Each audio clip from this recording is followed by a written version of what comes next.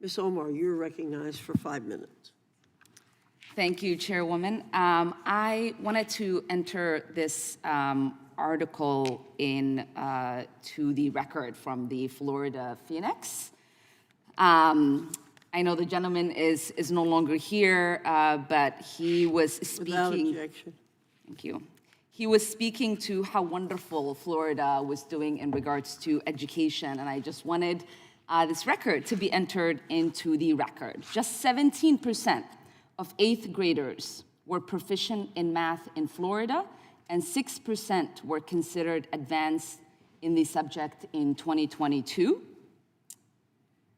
I think it's really important for us to be able to share actual facts in committees. And when it came to reading, 70% of 8th graders that were tested were not proficient in reading according to these results.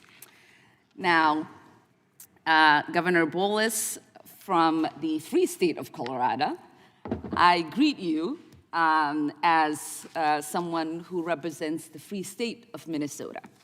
I wanted to talk to you a little bit as both a parent, someone who sat on this committee, and someone who now is a governor. As a mom of 4 children who are in the 5th grade, 2 juniors in high school, and 1 sophomore in college, is there any thing that is prohibiting parents from being involved in their children that you are aware of outside of time constraints that you and I might have? I think that language can sometimes be a barrier, and many of our school districts are taking great proactive approaches to involve. But do you know of any laws that say a parent can show up to PTA meetings or to school To the board contrary, meetings? we're really focused on how we get parents more involved. Yes. I participated in PTA meetings. I also was the guardian for 2 of my nieces. I went to almost all the school board hearings when my kids were younger, before I got elected to Congress. I'm sure you were involved or would love to be as involved. You probably would try to go on all the field trips, talk to all the teachers. My dad actually was notorious in showing up to my school, sitting in the back of the classrooms when I was in high school, to the point that it drove me and my classmates insane. I am not aware of, as you've just said, any decisions that are being made by lawmakers here in Congress, by local lawmakers, as saying we do not want parents' input, we don't want parents' involvement, we don't want parents' engagement in our schools.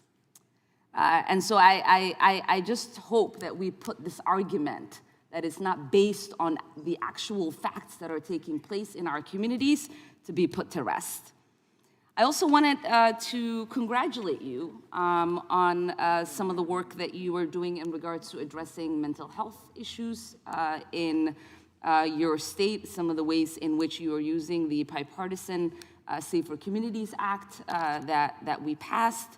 Our state is also doing some incredible work in regards to higher education. I know that you talk about the importance of holding institutions accountable for deceitful practices.